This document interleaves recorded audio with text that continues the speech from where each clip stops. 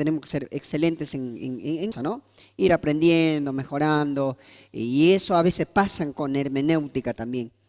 Seguramente usted en su vida cristiana ha escuchado bosquejos que hasta el día de hoy se te quedó grabado, pero también registras algún bosquejo que no te acordás de nada, porque no dijo nada, porque dijo de todo. A eso me refiero, ¿no? Empezaron hablando de santidad y terminaron hablando del rapto de la iglesia, que está en la Biblia, sí, pero no te enseñaron adecuadamente, ordenadamente. Es como decir, bueno, vamos a comer, pero vamos a traer naranja, no sé, arroz, fideo y papa y pan y pescado y carne y está bien, todo es comida. Y en realidad va a llenar el estómago. Pero no, de alguna manera, no comí lo que debería haber comido. Capaz que comí mucho carbohidrato y no me va a traer un buen beneficio después. ¿Mm? O mucha fibra capaz. Entonces, en ese sentido era la pregunta, ¿no? ¿Qué es lo más comúnmente se hace cuando no se entiende un pasaje bíblico? Lo común que hacemos es obviar. Sí, obviar, no entiendo esto. Salto. Pero ya en la clase anterior dijimos hay que volver a leer, releer el capítulo, investigar, a ver en qué tiempo, quién, para quién, en ese sentido. Sí, bajo esa primicia arrancamos entonces la materia de hermenéutica ahora. ¿Sí? La inspiración de la Biblia, un elemento esencial es el estudio de la Biblia de Dios, es el correcto y claro entendimiento de la inspiración de la Biblia. ¿Sí? Nosotros, por eso estamos dando hermenéutica y bibliología, porque son materias casi correlacionadas con esto. Tiene mucho que ver del uno al otro, por eso quiero avanzar rápido, digamos así, esta parte de clase, ¿sí? Uno, un inadecuado concepto quita el valor de la palabra de Dios, rebajando al nivel de como cualquier otro libro. Cuando yo no entiendo que la Biblia, ¿sí?, es la inspiración de Dios, que es la palabra de Dios, yo inconsciente capaz bajo el contenido a un nivel como si fuera cualquier otro libro. Y ese es un error gravísimo que cometemos cuando no entendemos el concepto de la Biblia, de la palabra de Dios. En la clase anterior dijimos, aún teniendo testimonios claves a veces optamos y no, pero este pasaje no creo que quiera decir eso. O el gran error que hacemos, no, a mí me parece eso. No, no te tiene que parecer. Tiene que decir la Biblia lo que tengo que decir. Esa es la idea, no lo que yo pienso, lo que a mí me parece. Esa es la regla de hermenéutica, ¿no? Cuando no se entiende la inspiración de la Biblia, se puede añadir otros libros más a la palabra escrita, tratando de darle el mismo valor que a las sagradas escrituras. Y de eso se forman todas las sectas, ¿sí? Los testigos tienen su traducción, los mormones tienen su traducción, los católicos tienen sus 7 o 5 libros apócrifos que lo toman como si fueran la palabra de Dios. ¿Por qué? Porque de alguna manera cuando no entiendo bien qué es la inspiración de la Biblia, puedo agregar uno de los más. No sé si alguien hizo el catecismo o fue, ¿cómo se llama? ¿Catequista? ¿Se dice? ¿Catequesis? ¿Catequista? ¿Catequesis? Nora dice que ya a sus 15, 16 años daba clase a los chiquitos en la iglesia católica, ¿no? Ustedes saben que esas impresiones, ¿sí? O el sermón que se le va a leer acá en esta capilla, en Camposanto, en cualquier capilla católica a nivel mundial, ¿saben de dónde se emite? Del Vaticano, los días miércoles se manda a todos los países el sermón que tiene que ser leído en el mundo entero. Ningún cura toma el tiempo de decir, bueno, yo voy a leer el Evangelio de Lucas de este domingo. No, no funciona así. Entonces, cuando nosotros no entendemos el concepto de la inspiración, podemos agregar otras escrituras o libros creyendo que es como la palabra de Dios. Eso es un error gravísimo. Al no tener un correcto concepto de inspiración, dice, no se acepta de manera total las escrituras, sino que a veces se toma partes, lo que conviene o lo que es para nosotros solamente, y no es así en cuanto a la inspiración de la Biblia. Entonces, un elemento esencial es el estudio de la palabra de Dios para comprender lo que es la palabra de Dios. Tenemos que amar el estudiar la Biblia. 2. También es un elemento del estudio de la palabra de Dios, pero es la influencia sobrenatural del Espíritu Santo que ejerce sobre los escritos veracidad divina, constituyendo una regla suficiente, infalible para fe y conducta. Nosotros tenemos que tomar que lo que Dios dice es lo mejor. Dijeron, ¿no?, que hacen el discipulado de Nueva Vida en Cristo. No recuerdo ahora bien qué nivel es, se me hace que es 1, creo, o el 2. Hay una pregunta que dice, ¿quién quiere lo mejor para mi vida? Dice, ¿Jesús o yo? ¿Verdad? ¿Se acuerdan de esa lección? Creo que es el nivel 1, si no me equivoco. En una de las lecciones dice, ¿quién quiere lo mejor para mí? ¿Jesús o yo? Obvio, la pregunta es Jesús. Ahora, cuando nosotros no lo tomemos así, que es como una regla de conducta absoluta, puede también haber errores en ese sentido, ¿sí? También el poder de inaceptable, no, inexplicable que el Espíritu Dios, el Espíritu Santo de Dios divino, ejerce sobre los autores de las Escrituras para guiarlos aún en el empleo del vocablo que deben usar, ¿no es cierto?, preservándoles del error, ¿sí? Imagínense la gente cómo lo conocían a Pedro. Dice que era vulgo, era una persona que no tenía instrucción escolar.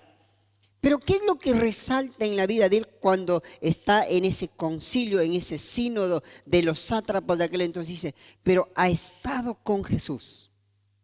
Ahora, escuchen esto. No es que no es necesario la preparación. Yo soy una persona que considero que es muy necesario la preparación. Pero no determina lo que vos podés aprender de Dios si tenés un corazón abierto para aprender de Dios. Yo he estado escuchando predicadores que no tienen tal vez una formación académica teológica, pero que tienen un buen estudio. ¿Por qué? Porque se han dedicado a estudiar, han buscado a Dios. Y más adelante vamos a ver, con un corazón prudente, con ganas de aprender, Dios enseña también en ese sentido. Por supuesto que es importante la preparación. Aspectos básicos de la doctrina de la inspiración. 1.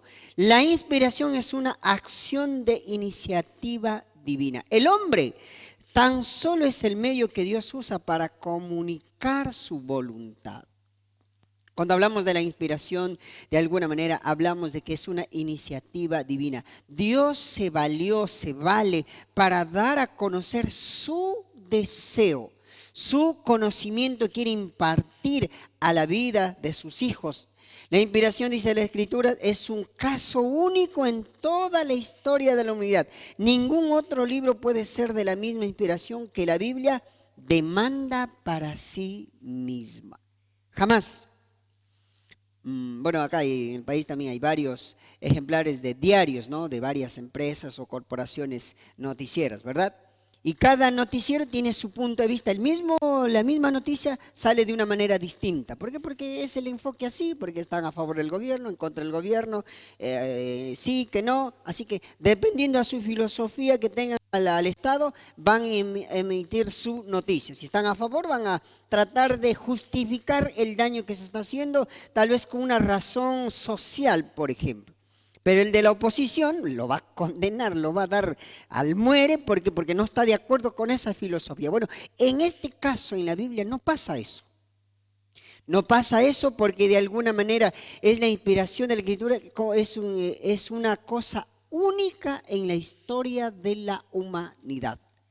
No puede haber dos inspiración, no puede haber de que hay mayor revelación, pero dependiendo del corazón de la persona que quiere estudiar, que ya vamos a llegar. La inspiración, dice las Escrituras, no significa que los escritos fueron tan solo unos transcriptores de un dictado, lo que decíamos en la otra materia. No es que eran robots programados, no, Dios les dejó fluir su personalidad. Fíjense cuando escribe Daniel, por ejemplo, un cautivo, un preso, pero también permitió que experimente la presencia de Dios ahí, dormir sobre los leones. En la escuela dominicana a mí, pero eso era por hacer reír, me imagino que nos dijeron. Dijo que 2 horas en un león, otras 2 horas en otro león, se había dormido Daniel. No sé cómo durmió, pero la cosa es que la experiencia de Daniel, de alguna manera, era distinta a la experiencia, por ejemplo, de Esdras. Esdras era un escriba detrás de los escritorios simplemente para redactar lo que el imperio decía. Pero Dios lo va a tomar y va a hacer, y fíjense el enfoque de Esdras, ¿no? Es estadístico ese libro. ¿Sabían eso, no? Es estadístico. ¿Por qué? Porque hace un resumen de quiénes debían entrar y quiénes no debían entrar. Cuando llegan a mí dice, bueno, ustedes no están, así que se me van. ¿Se acuerdan de eso? 10:4 de ese libro dice, esforcémonos, esfuércense, así que váyanse porque ustedes no pertenecen a Israel. Es un libro estadístico, por ejemplo. Entonces, ¿ves? Dios no es que utilizó como unos robots armados a los profetas. No, no, no. Dios dejó que fluya su personalidad. Pero al ser inspirados por Dios, jamás tampoco escribieron lo que ellos querían escribir, sino que escribieron lo que el Espíritu Santo determinaba que se escriba. Todo un trabalenguas. Pero es la materia así. Porque tenemos que llegar a entender que lo que la Biblia contiene no es lo que estos hombres quisieron poner, sino es lo que Dios quiso que ponga, pero valiéndose de su personalidad, no los anula. Por eso es que cuando hay predicadores, va a venir con Juan 3:6, te va a enseñar de una manera, viene el otro y del mismo pasaje te va a enseñar de otra manera, y viene después de 20 años ese mismo capaz que te va a enseñar de otra manera. ¿Qué ha pasado? Nada. Posiblemente tiene mayor obrar del Espíritu Santo, posiblemente se está preparando más, estudió más, no sé, sacó un masterado, doctorado, no sé, un diplomado en teología, entonces se capacitó, el hombre está más capacitado, pero el Espíritu Santo está utilizando a la medida de lo que Él quiere utilizar. A eso nos referimos cuando decimos la inspiración de la Escritura. No significa que los escritores fueron tan solo unos transcriptores, simplemente eran algo mecánico, iban solo diciendo lo que, colocando, perdón, lo que el Señor decía. No, se valía también de su personalidad. Ahora, hay algunos casos sí que pasó eso. Por ejemplo, ahí dice en algunos casos específicos, sí, Dios dictó lo que Él quiso se escriba, tales por ejemplo como los 10 mandamientos. Ahí por ejemplo, los profetas, o en este caso Moisés, no cumplió, no hizo lo que él quería hacer, sino que Dios dijo, pone no matar, punto, ya está. ¿Se acuerdan, no? Ahí en la tabla, los 10 mandamientos. Dice, no matar, y no hay ni siquiera otra escritura ni en el hebreo que diga, no, pero dice no matar a hombre o mujer, dice no matar, todo, listo, ya está. Hay algunas escrituras que Dios dictó literalmente, hay otros casos que no. También estamos, a ver, por ejemplo, en otros, la personalidad del autor se refleja, por ejemplo, en esto estamos haciendo en el libro, por ejemplo, de Lucas, de Hechos, existe una investigación previa al caso, por ejemplo, de los libros de los reyes. Si uno lee, por ejemplo, se dice sinópticos de libros históricos, ¿sí? Entre Primera, Segunda Reyes, Primera, Segunda Crónicas, Primera, Segunda Samuel, son 6 libros. Si vos lo lees un capítulo un día, por ejemplo, Primera de Samuel, después del Primera de Reyes y Primera de Crónicas, vos vas a encontrar una historia muy similar en realidad. Casi todos los capítulos tienen una correlación. Pero es cuestión de dedicarse, de armar como un rompecabezas. Cuando vos haces una clase de esa lectura, en ese sentido, vos vas a captar que en Crónicas te da unos datos que no te da en Samuel, que no te da en Reyes, pero que al final lo que está diciendo es la misma historia. Ahora, eso no es repetitivo, sino es el enfoque que Dios lo utilizó a esos escritores para que transfirieran en ese sentido, ¿sí? Los instrumentos, ¿sí? Los instrumentos ahí.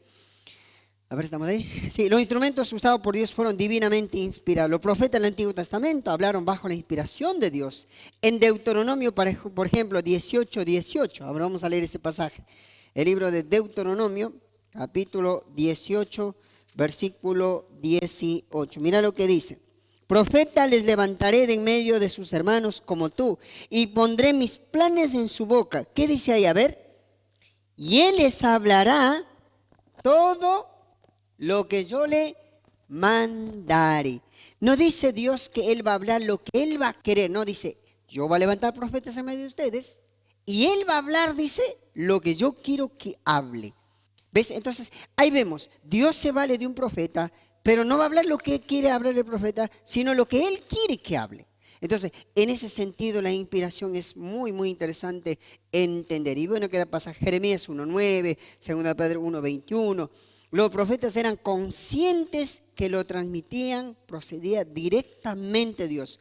Una de las expresiones más comunes de las frases que yo decía hace rato era, así dice el Señor, oíd la palabra del Señor, la palabra del Señor vino sobre mí. Y así frases se repiten en el Antiguo Testamento cuando los profetas estaban dando su mensaje. Miles de veces dice, así dice Jehová, así dice el Señor. Es como que ellos están conscientes que están diciendo lo que Dios quiere que se los diga. Pero el Señor también está consciente que el profeta está diciendo lo que Él quiere que diga. ¿Me explico o los vuelvo loco? Porque yo me estoy volviendo loco ya con todo esto. Ahora, esto es lo interesante, cómo Dios se vale del medio humano para ratificar que lo que está inspirado es eterno, es divino, pero también utilizando la parte humana, ¿sí? En muchos casos el profeta está hablando en tercera persona, por ejemplo, así dice el Señor, y al momento cambia a la primera persona como si fuese Dios que estuviera hablando. Por ejemplo, tenemos el ejemplo de Isaías 3:4, 5:3, Joel 2:25, 27:3 de Isaías. Es como que el profeta se pone en lugar de Dios, pero antes de eso dice, así dijo Jehová, y yo digo esto. Siempre vemos la gracia de Dios ahí valiéndose para que podamos ver cómo Dios obra, ¿no? La promesa del Espíritu Santo, por ejemplo, de enseñar todos, ¿estamos ahí? Con el power. La promesa del Espíritu Santo de enseñar todas las cosas y recordarles todo lo que les había dicho en Juan 14:16. A partir de ese momento, leo literalmente el material, dice aquí, los apóstoles que hablaron bajo la inspiración del Espíritu Santo. Vamos a buscar este pasaje, mira. 1 Tesalonicenses capítulo 2, versículo 13. Ese pasaje no podemos pasar por alto. Mira lo que dice este pasaje. 1 Tesalonicenses capítulo 2, versículo 13. Si alguien encuentra, puede leerlo, ¿sí? Si no, ya llego.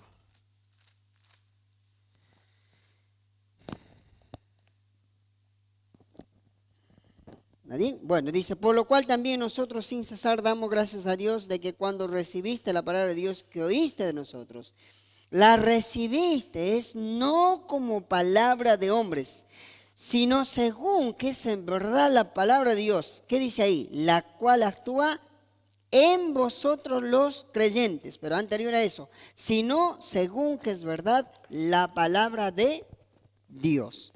Desde ese tiempo, ningún apóstol, discípulo, escribió lo que quería él escribir, sino lo tomaron como que Dios le inspiraba en primera persona en ese sentido. 2 Timoteo 3:16, versículo clave para la prueba de que toda la Escritura dice es inspirado por Dios. Cualidades necesarias para interpretar la palabra de Dios. Considerando la naturaleza de la palabra de Dios, es importante entender que es indispensable la presencia de una serie de cualidades básicas en el carácter espiritual, académicas e intelectuales, a fin de que el creyente o el oyente, ¿no es cierto?, se acerque a la Biblia para poder interpretarla de una manera correcta, indicada para satisfacer la necesidad de la iglesia local. Yo siempre digo, todavía, en la clase anterior había dicho, ¿no?, que el hermano Raúl Ferrero es uno de los últimos doctores en teología de América Latina. Ha pasado más de 35 años exactamente que haya un doctor en teología en Latinoamérica. Y bueno, muy poco. Acá en el norte no tenemos ni siquiera un diplomado en teología, así que es lo mínimo. Después viene la licenciatura, viene el doctorado. No tenemos. En el norte de la Argentina no tenemos. El centro tiene, el sur tiene, Buenos Aires tiene varios doctores en teología. Fíjese que hay una deficiencia de preparación académica cristiana dentro de nuestras congregaciones. No le damos a veces la importancia que deberíamos dar.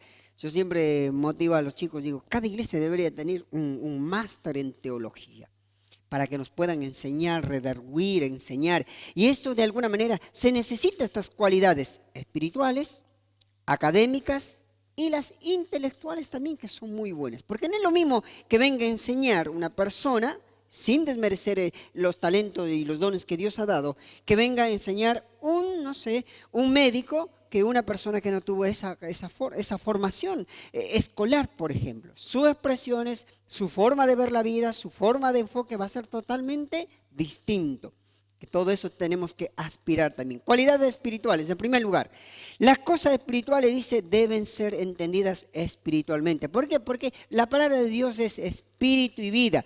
Acuérdense, hermanos, dice que el hombre natural no percibe, ¿eh? Fíjate que dice no entiende, sino no percibe las cosas espirituales. Entonces debe tener una vida espiritual, tiene que ser espiritual para poder entender, porque la palabra de Dios es viva y es espíritu. Dos, haber experimentado el nuevo nacimiento. Citamos Juan capítulo 3, versículo 1 hasta el 5, ¿no? ¿Se acuerdan de este hombre llamado Nicodemo, no? Esto es interesante, por ahí no le dan mucho énfasis a la vida de este hombre. Este hombre dice que era uno de los principales. ¿Quién se acuerda principales de qué era? ¿Principales de qué? Filosóficas de aquel entonces. Era un fariseo. Ahora, ¿quién era un fariseo en ese tiempo? Hoy podemos decir, era como un comunista, era un socialista, ¿sí? Era uno de la derecha, uno de la izquierda, podemos decir así. Ese hombre, conociendo toda la ley judaica, se acerca al Señor y le dice, rabí, maestro. Y Jesús lo valora, dice, ok, sí, yo soy maestro, yo soy rabí. Bien has dicho. Pero ¿qué dice? No te maravilles. Si no naces de nuevo, no entrarás al reino de Dios. Entonces, la persona que quiere entender la Biblia, uno de los requisitos importantísimos es que tiene que nacer de nuevo, tiene que conocer a Dios. Si no tenés la experiencia de haber nacido, conocido, convertido a Cristo, no vas a poder entender la Biblia, no vamos a poder entender la Biblia, porque esto es algo espiritual, algo de espíritu y vida. No sé si te pasó, pero a mí me pasaba. Yo fui desde los 7 años hasta los 12 años a la escuelita dominical. Yo, como siempre por ahí digo, iba por los chupetines que daban en la escuelita y por jugar con los niños. Por eso iba en realidad. No entendía, memorizaba los versículos, pero no hacía efecto, porque igual seguía mintiendo, portando mal y etcétera y cosas. Pero a los 12 años yo esa noche entendí, era pecador, que eso me iba a llevar al infierno. Y Dios ha hecho un cambio en mi mente, en mi corazón.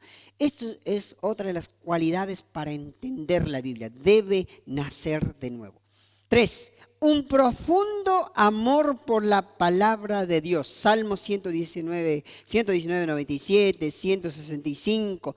Implica amar de verdad de Dios, amar la verdad de Dios y desear como lo más importante en la vida de cada uno de nosotros. ¿Se acuerdan en 1 Pedro capítulo 2, versículo 2 que dice, desead como niños? En Salmo va a decir, cuánto yo deseo tu ley.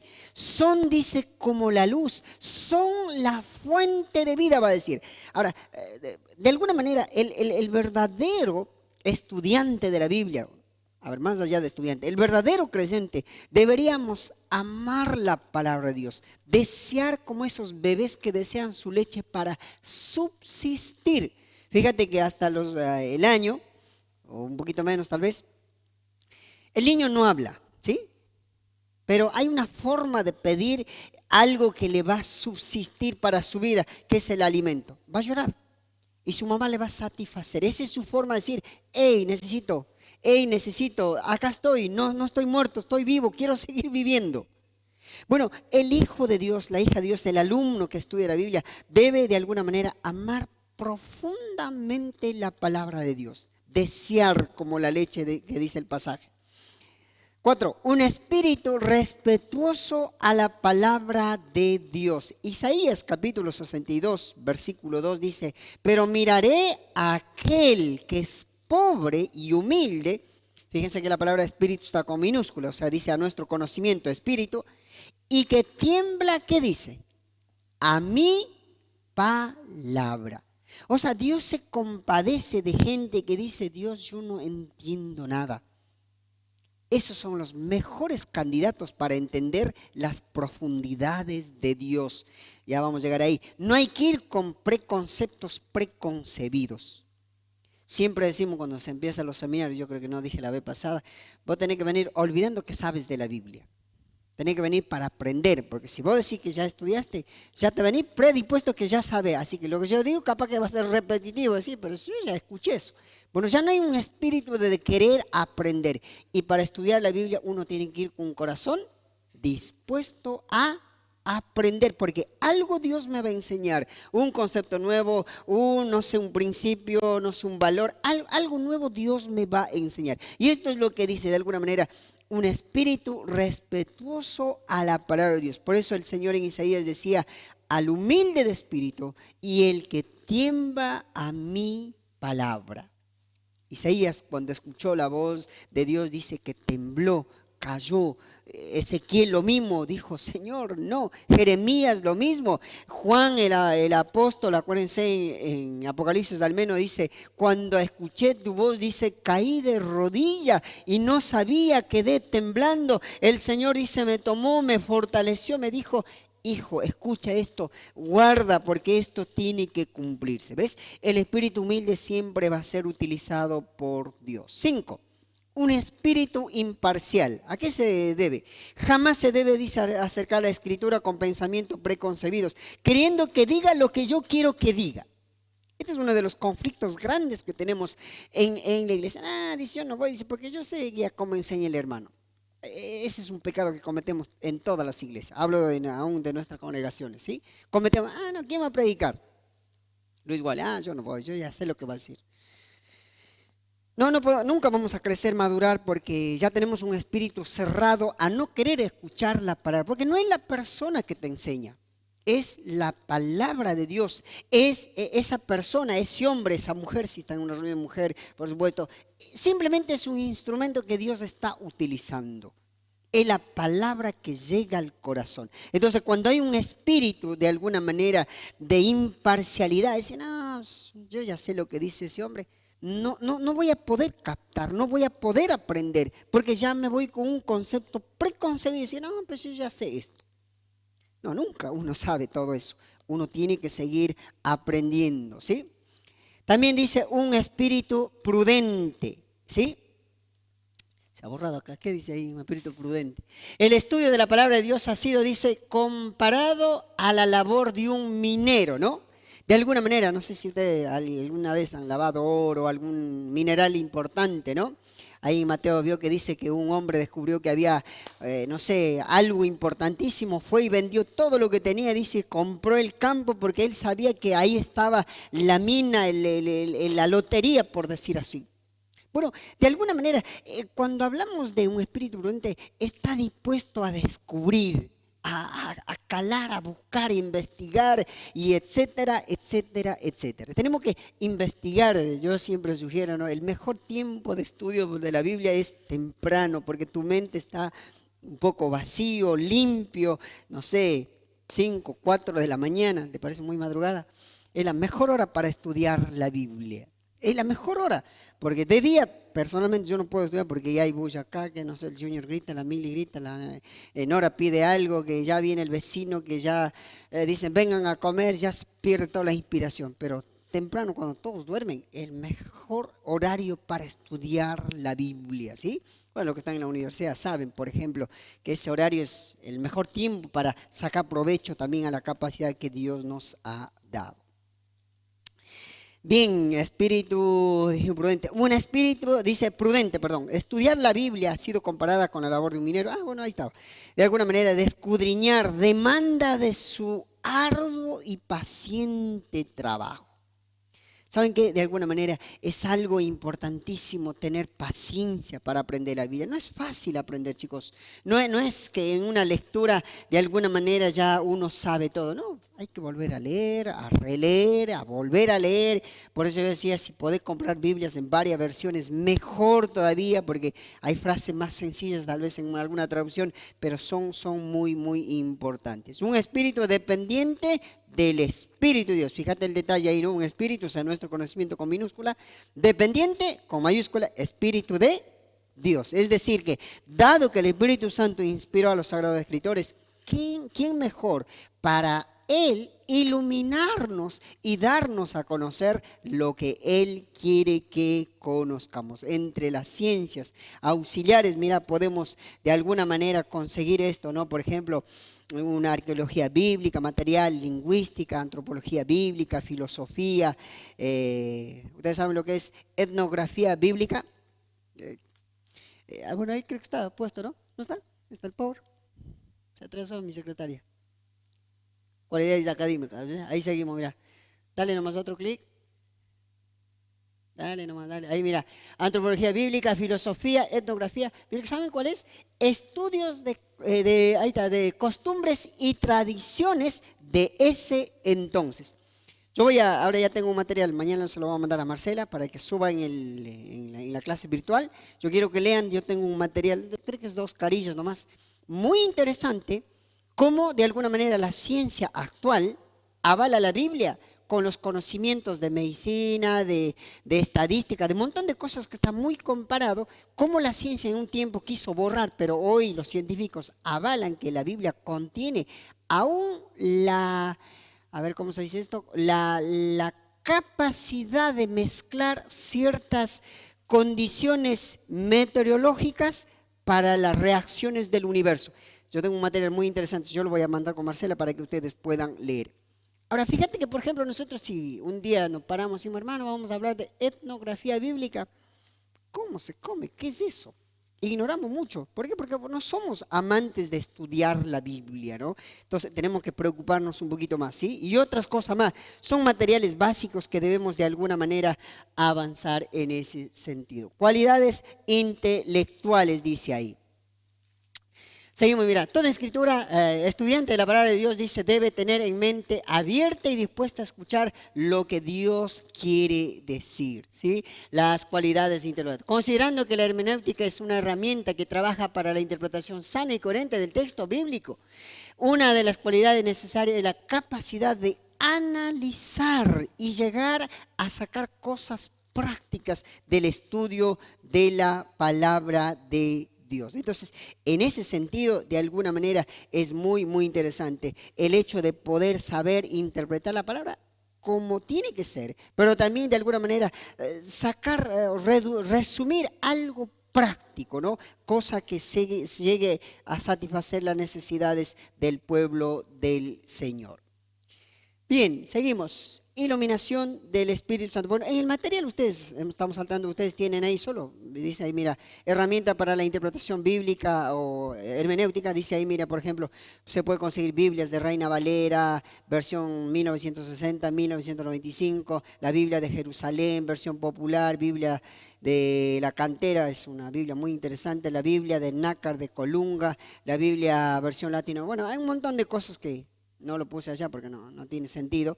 Pero ustedes pueden de alguna manera buscar en todas esas Biblias, en esas traducciones de cultura bíblica, historia bíblica, sociología bíblica. Por ejemplo, el seminario Müller en 4º año dan introducción a filosofía cristiana, que es una materia muy, muy interesante para saber, porque a veces creemos que esto no tiene nada que ver con la filosofía, tiene mucho que ver con la filosofía, la psicología. Acordate que, por ejemplo, el Salmo 51, se utiliza, un psicólogo cristiano siempre utiliza esa porción, ese capítulo para hablar con el paciente. Fíjate que David dice, hasta los huesos me dolió. ¿Hasta cuándo? Hasta cuando confesé mi pecado. Es algo psicológico que le produjo físico, por ejemplo, esos dolores. Hay un montón de material para hacer. Ahora, preguntas de aplicación, dice, estoy en la cartilla, ustedes están también con la cartilla, dice, mira, ¿qué clase de entendimiento puede adquirir las personas que no han nacido de nuevo y estudian la Biblia? Razonando la clase, ¿no?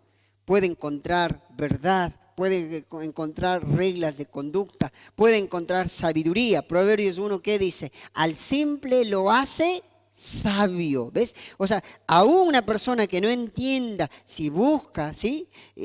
Conoce a Dios, va a entender muchas cosas. ¿Cuál es la cualidad más importante para poder interpretar la palabra de Dios? Todo lo que venimos diciendo, ¿no? ¿Cuál es el mayor peligro de confiar en las herramientas de trabajo hermenéutico? Bien, seguimos. La iluminación del Espíritu Santo, ahí estamos con ese título, miren. Cuando hablamos de la iluminación del Espíritu Santo, es la poderosa obra del Espíritu de Dios por medio de la cual el discípulo recibe por gracia la capacidad de entender lo que la Biblia quiere decir. Y ahí tenemos el Salmo 119, 18 que dice, abre mis ojos y miraré las maravillas de tu ley. Chicos, esto es fascinante cuando Dios ilumina nuestras vidas, ilumina nuestro entendimiento. Es como que sacar una venda, porque eso es lo que dice, que Satanás tiene como con venda nuestro entendimiento, nuestros ojos. No podemos ver las cosas de Dios. Cuando eso es retirado, cuando he nacido de nuevo, cuando tengo esos espíritus prudentes y todo imparcial y todo lo demás, es como que Dios abre mis ojos y yo voy a poder ver las maravillas de Dios. Ustedes y nosotros al vivir o estar en esta zona, por ejemplo, uno va para la quebrada y dice, pero ¿qué tanto lujo hay si es monte, roca, piedras de color y arbusto chiquitito y etcétera, etcétera cosas?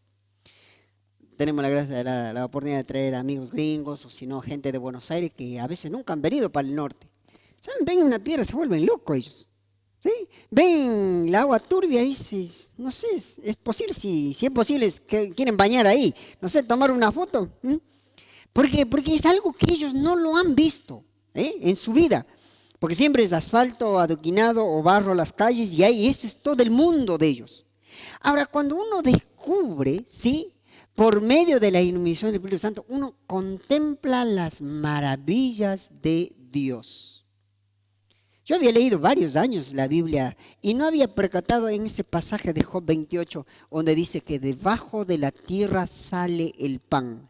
Y una vez leyendo ahí digo, ¿cómo puede ser, digo, esto así? Y me puse a analizar, pensar, ver todo el contexto. Y el Señor está hablando de la provisión universal para el mundo entero. No sé si ustedes ya sabían, pero yo hace un par de años descubrí ese versículo. Digo, no puede ser, ¿cómo uno tantas veces leyó y no entendió? Bueno, es a la medida que el Espíritu Santo ilumina. 2, la iluminación del Espíritu Santo, dice, es una necesidad para todo hombre. Segunda de Corintios capítulo 4, versículo 4 al 6, es pasaje conocido, que no lo vamos a leer, ¿se acuerdan? Dice que el hombre natural no percibe la cosa. ¿Por qué? Porque se han de interpretar, dice, espiritualmente. O sea, es imposible entender la Biblia si yo no mantengo esa comunión, esa relación con Dios. Dios ha provisto, dice, que esta realidad se dé por medio del Espíritu Santo. En Juan capítulo 14, versículo 26, Jesús dijo, yo os mandaré a otro, o sea, al Espíritu Santo, para que esté, dice, con vosotros. ¿Para qué? Para que Él os haga recordar todo de mí. O sea que el creyente en realidad no tiene excusa si ya es nacido de nuevo el hecho de decir yo no puedo entender la Biblia. Tiene todos los recursos, el Espíritu Santo, una Biblia, tal vez posibilidades de capacitarse. Entonces no hay excusa para poder no conocer más de Dios. Juan capítulo 5 versículo 39 también dice la Biblia, ¿se acuerdan? Escudriñad las Escrituras porque a vosotros os parece que en ella tenéis vida eterna, dijo Jesús a sus discípulos. Escudriñen, repasen, miren, analicen, dice, porque ustedes saben que ahí van a descubrir que tienen vida eterna. Eso es interesante también el hecho de que la iluminación no es algo automático, sino que más bien es algo paulatino, algo que yo tengo que descubrir, algo que yo tengo que de alguna manera poner mi parte para poder entender de la mejor manera la palabra de Dios. Uno de los prerequisitos lo encontramos en Juan, mira, capítulo 7, 17. Me parece que está mal ese pasaje, ahora vamos a ver. Creo que es al revés. 7, 17, a ver, lo miramos. Ah, sí, está bien. 7:17, mira lo que dice.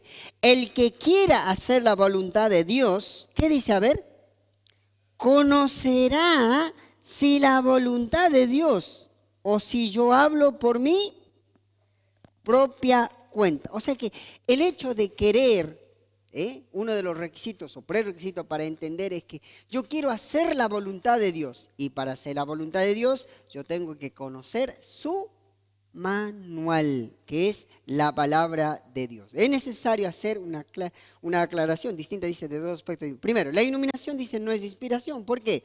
Porque la inspiración es el proceso por medio del cual la palabra de Dios, ¿sí?, no tiene errores de ninguna naturaleza. Es una acción única, irrepetible, ¿sí?, y concluyente. Eso es la iluminación, la inspiración. La inspiración es algo que Dios dice como es y punto, no hay más.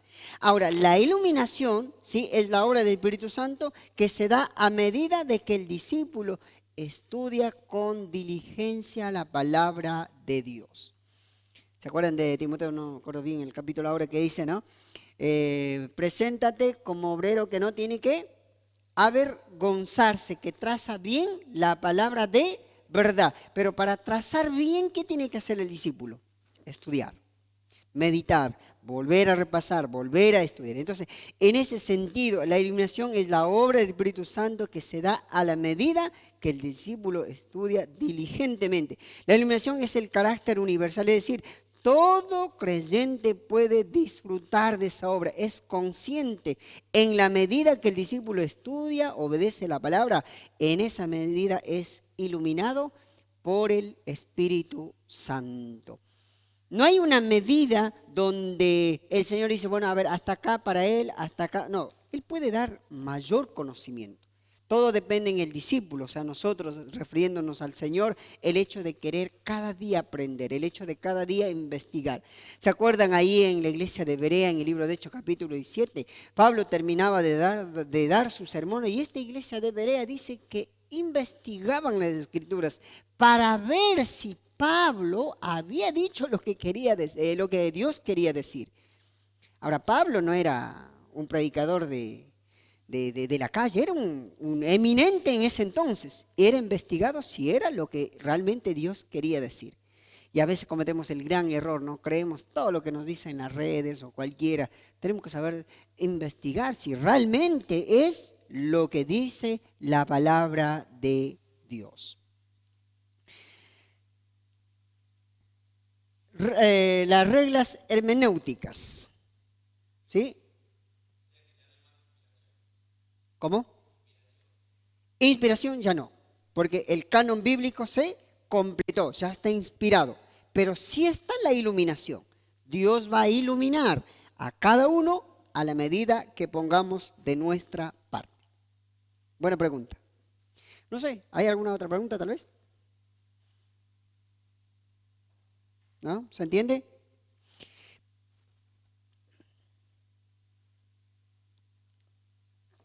Principios básicos de la escritura explicada, ¿no? Por la misma escritura. A ver, vamos a ver. Este principio declara que la Biblia es su propio intérprete, ¿sí? Tenemos ahí, mira. Pues no se ve nada, yo leo de acá. La Biblia dice, el principio declara que la Biblia es su propio intérprete. La Biblia por sí contiene dos elementos básicos para su propia interpretación. Primero, esto quiere decir que al estudiar cualquier pasaje se debe de manera, escuchen esto, mira, obligada leer los versículos que estén relacionados directa con ese tema tal vez ya tratado o examinado. Es decir, los versículos paralelos, por ejemplo. Ahí pongo un ejemplo, mira. Existen otros pasajes que por sí tienen su propia aplicación, tal como el caso, dos ejemplos ahí, mira, la parábola enseñada en Mateo 13, 3 al 8, cuya interpretación es dada en Mateo 13, 18 al 23. Es decir, que de alguna manera la Biblia por sí solo también tiene la explicación adecuada. Creo que dije en la clase de acá, fíjense que el Antiguo Testamento es como dijimos, como la raíz, el tronco de un árbol, y el Nuevo Testamento es como las hojas y el fruto del árbol. Ahora, yo les había preguntado, ¿no? ¿Qué es más importante, el fruto y las hojas o el tronco y la raíz? La respuesta correcta es todo. No, el fruto, pero y si no tiene tronco, ¿cómo puede haber un fruto? O sea, si no hay Antiguo Testamento, no debería haber Nuevo Testamento. O sea, aún la vida del Señor y el trazo en sí del ministerio de Él, no hay nada que Él haya hecho lo que no se había dicho en el Antiguo Testamento, ¿sí? Entonces, de alguna manera, en este principio básico y fundamental sobre el cual descansa todo trabajo hermenéutico, ¿sí? Y la sana doctrina, de alguna manera, por no respetar estas pautas, ahí tengo dos ejemplos colocados. Por ejemplo, hay gente que toma como base 1 Corintios 15, 29 para justificar el bautismo por los muertos. Bueno, ustedes tienen los vecinos acá, pasan esta casa, la otra nomás, me refiero al salón de los santos, entre comillas, de los últimos días, que se bautizan por un muerto. Tienen estos pasajes para hacer su teología, para basar en eso, que tienen que bautizarse por los muertos. Tan mal perdido que no sé qué, pero bueno, ahí lo dejamos. Otro pasaje que de alguna manera, segunda Juan 3:5 dice, es usado de manera inadecuada para justificar el poder regenerador del bautismo en agua. Hay alguna línea de las iglesias pentecostales que creen que sí o sí tienen que bautizarse para ser salvo. Yo me encuentro casi todos los días en Camposanto con eso. No, dice, yo sí voy al cielo. ¿Y por qué voy a ir al cielo? Ya me bauticé, dice. Qué lindo, digo. ¿Y de dónde saca eso que tiene que bautizarse para ir al cielo? No, que el pastor me ha dicho. ¿Ah? A esto también iba a llegar. Primero con los protestantes en sí. No, que el pastor me ha dicho, dice que tengo que bautizarme para estar cerca de Dios. ¿Ah, sí? Y digo, ¿y qué vamos a hacer con ese condenado que murió al lado de Jesús? Digo, porque él no se llegó a bautizar. Y bueno, él no tiene idea para responder. La Iglesia Católica también sostiene que el niño que no se bautizó cuando era bebé es hijo del diablo. Así que se lo lleva el diablo, dicen. ¿Ve?